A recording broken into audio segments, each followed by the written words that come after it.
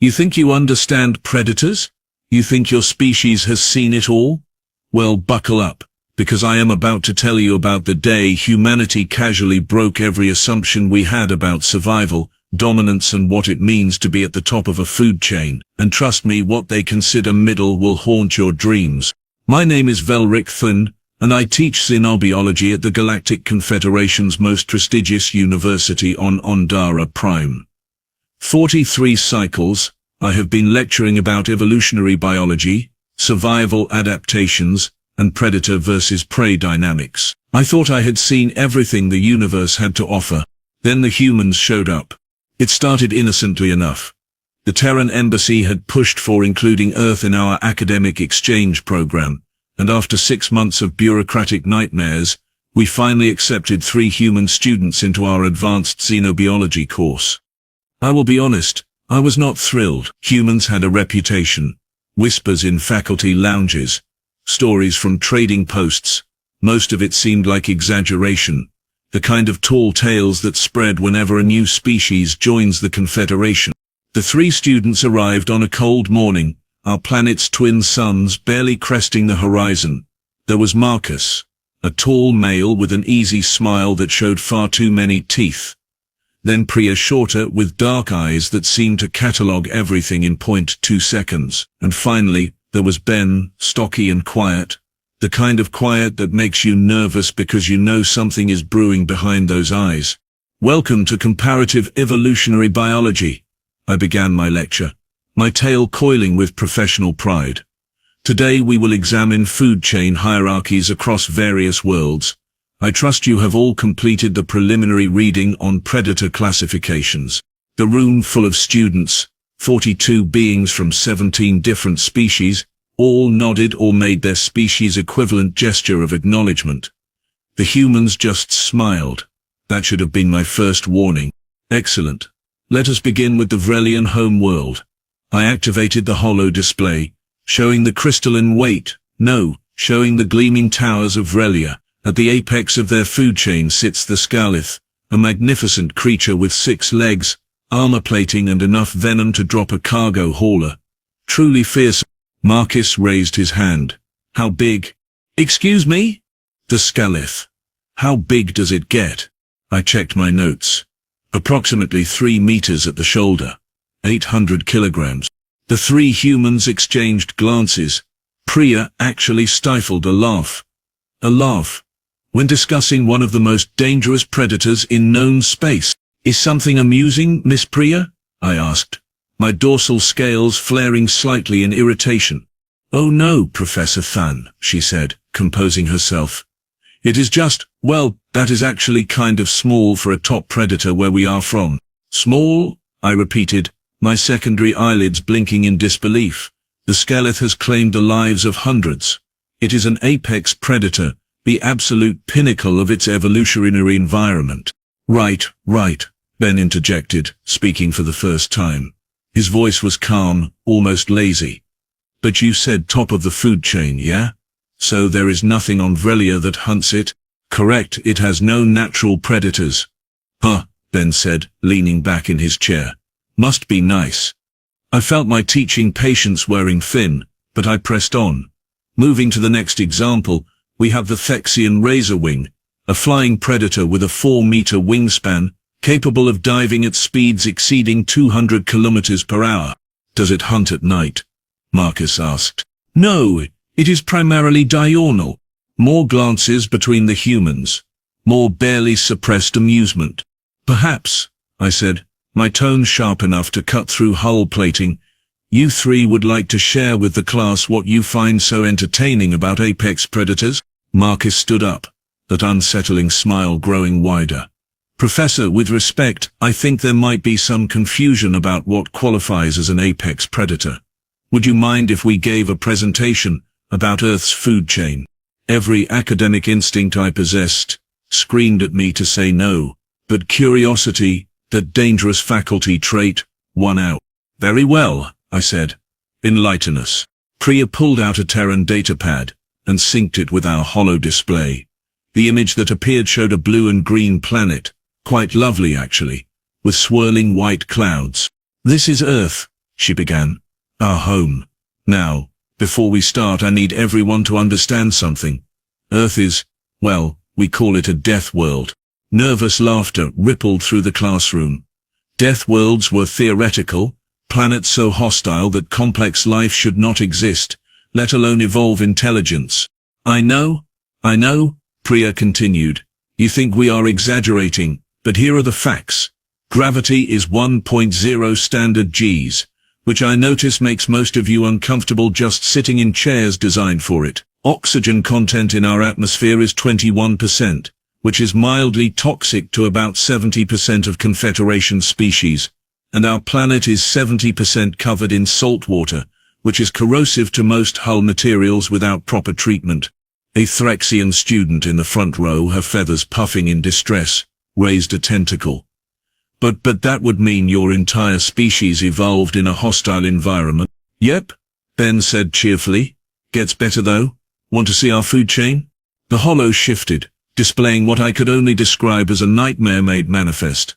The image showed a massive creature, easily 6 meters long, with hundreds of teeth arranged in multiple rows, sleek and powerful, moving through water with terrifying grace.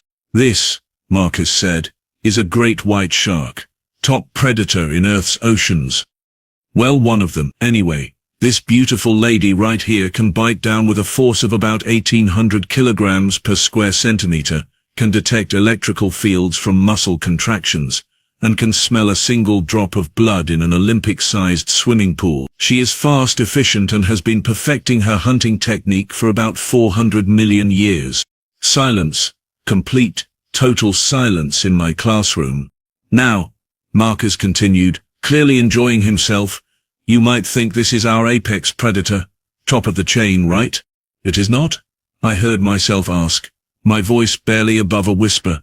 Oh no, Priya said, her grin absolutely wicked. See, the great white is actually prey. The hollow shifted again, showing an even larger creature, black and white, easily twice the size of the shark. Meet the orca, killer whale. Pack hunters with complex language, culture, and teaching methods. They hunt great whites for sport and food, specifically targeting their livers because they are rich in nutrients. They are smart enough to teach their young different hunting techniques for different prey. Some orcas specialize in seals, some in fish, some in, well, other whales. A student in the back made a noise I had never heard before, something between a whimper and a prayer. But surely, I managed, my teaching composure completely shattered. Surely this orca is your apex predator? All three humans laughed. Actually laughed. Professor Thin, Ben said gently, we have not even gotten to the land animals yet. Or the middle of our food chain. The middle? The question came from 6 different students simultaneously. Oh yeah, Marcus said. See, here is the thing about Earth. Our planet is so competitive, so absolutely brutal in its survival requirements, that even our middle-tier predators would be apex predators on most of your worlds. The hollow changed again, showing a spotted feline, muscular and powerful, dragging something very large up a tree. Leopard, Priya explained, ambush predator, can drag prey twice its body weight up a tree to avoid other predators stealing its kill. Now on most worlds, this would be top tier, right? Wrong. On Earth, this cat is prey for lions, hyenas and wild dogs. It is middle management in Africa's food chain. My secondary heart had stopped beating. I am not exaggerating. It literally stopped, and my medical implant had to restart it with a shock that made my scales rattle. Around the classroom, students were exhibiting various signs of distress. The Threxian had gone completely pale, her feathers flat against her body. 2 Kelvorian students were holding each other, their bioluminescent patches flickering erratically. Are you all right, Professor? Marcus asked, though I detected zero actual concern in his voice.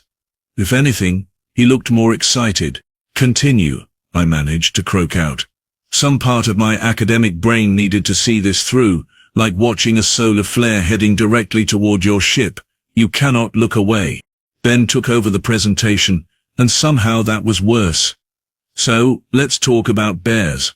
Specifically, the grizzly bear. The hollow shifted to show a massive furred creature rearing up on two legs. It was enormous, dwarfing the leopard from the previous image. Adult male grizzlies can weigh up to 300 kilograms, can run at speeds up to 55 kilometers per hour despite their size, and have a bite force that crushes bowling balls. Bowling balls are these hard spherical objects we use for recreation. Incredibly dense. For recreation, someone whispered behind me. I think it was Professor Zelith from the mathematics department. She had wandered in to observe the humans. She now looked like she regretted every decision that led to this moment. Right, so grizzlies are terrifying. Priya picked up the explanation. They can smell food from 32 kilometers away. They are smart enough to use tools, and they are aggressive enough to fight off multiple wolves while protecting cubs. Truly formidable creatures. And this is your apex predator? I asked, though I already knew the answer. I was learning the pattern of human presentations. They build up the horror slowly. Nope, all three said in unison. Marcus grinned, and I swear every predatory instinct I did not know I possessed screamed at me to run. See, Professor, the grizzly bear is still middle tier, because it shares territory with something worse.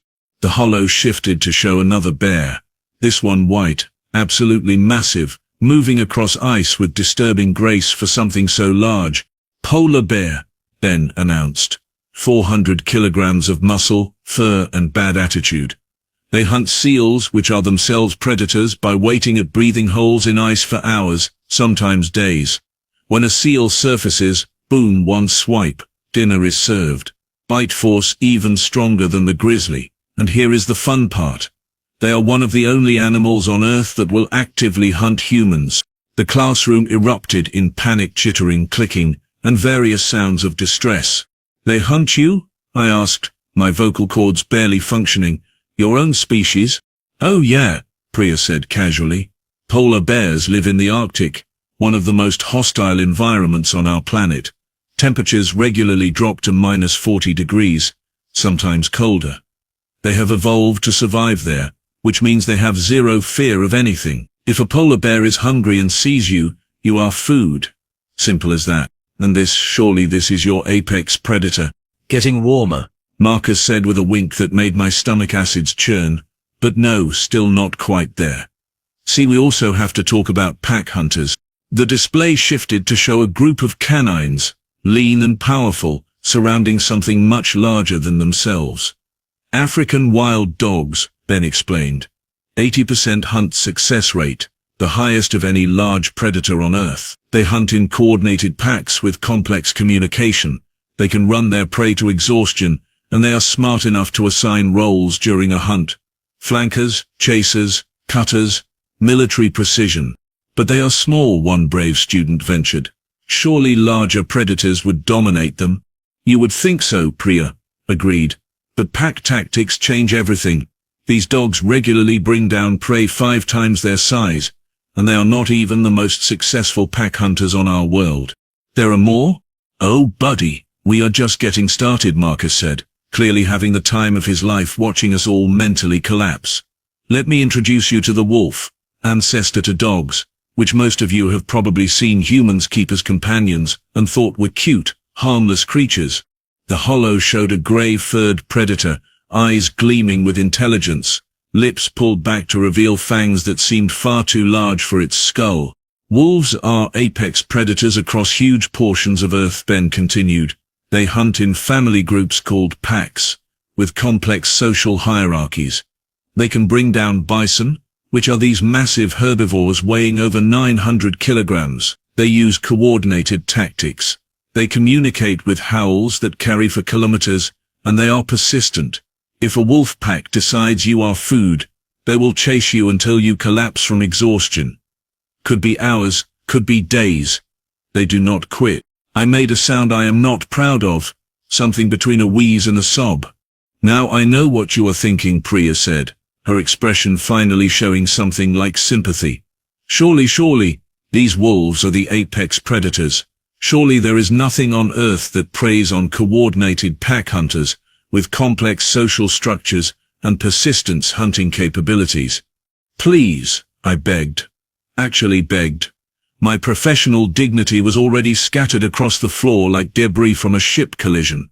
Please tell me the wolves are the apex predators. All three humans looked at each other, then back at us. Then Marcus cleared his throat. Professor Thin, esteemed students, we have been building up to this.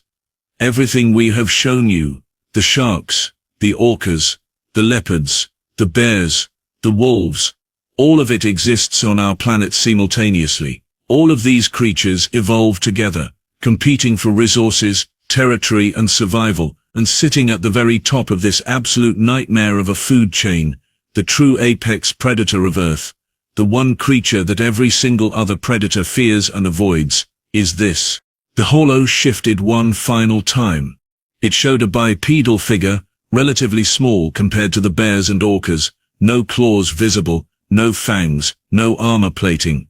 It stood upright on two legs, holding something in its hands that I did not recognize, wearing artificial coverings over its skin. Wait, Professor Zelith said from behind me. That is just a human. That is you. Exactly, Ben said quietly, and for the first time there was no humor in his voice. Humans are the apex predator of Earth. Not because we are the biggest, we are not. Not because we are the fastest, we are definitely not. Not because we have the strongest bite or the sharpest claws, we barely have either. We are apex predators because we are persistent, adaptable, and intelligent enough to create tools that multiply our capabilities. Priya took over. That object in the human's hands is a spear, one of our earliest hunting tools. Later we invented bows, then guns, then weapons that could level cities. But even before tools, our ancestors hunted using persistence. We would track prey for days, sometimes weeks, until it collapsed from exhaustion. We did not need to be fast, we just needed to be relentless. Every predator on Earth learned to fear the upright ape that just keeps coming. Marcus smiled, and this time there was pride in it. We domesticated wolves, turning apex predators into companions who help us hunt even more effectively. We carved territories out of land occupied by bears and big cats. We fished waters patrolled by sharks and orcas, and we did not just survive, we thrived. We spread across every environment on our planet, from frozen tundras to burning deserts, from mountain peaks to ocean depths. Humans do not have a niche, Professor. Earth is our niche. All of it. The classroom sat in absolute silence. Even the environmental systems seemed to have stopped humming. I looked at these three students, these apex predators wearing friendly faces, and finally understood what the whispers in faculty lounges had been trying to tell me. Humanity did not evolve on a death world. Humanity made Earth a death world for everything else. Class dismissed, I whispered, my voice barely functional. Just everyone, dismissed. As students fled, practically stampeding toward the exits, Marcus paused at my desk. Professor Thorne, we have another presentation scheduled for next week, about human endurance capabilities and why we used to hunt by just walking after animals until they died from heat exhaustion. Still interested? I looked at him, at that predatory smile, those forward-facing eyes that marked him as something that hunted for survival and managed one word. No. He laughed, actually laughed, and walked out with his companions, leaving me alone with the horrifying realization that the Confederation had just invited apex predators to join our academic institutions, and they thought we were teaching them.